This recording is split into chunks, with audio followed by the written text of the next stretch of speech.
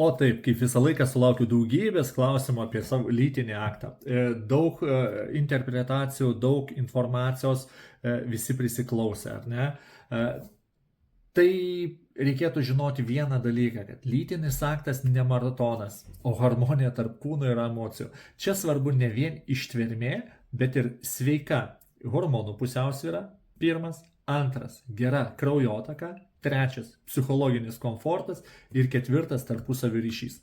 Tai ne treniruotė, o suderintas orkestro koncertas, kur kiekvienas elementas turi savo reikšmę.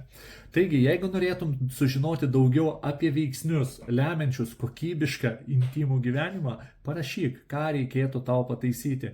Tai va, nepamiršk, kad vienas iš svarbiausių dalykų - kraujotaka. Nekišk šūdo į save su maistu, o geriau pasitark su manim, ką daryti, kad tavo maratonas truktų ilgiau.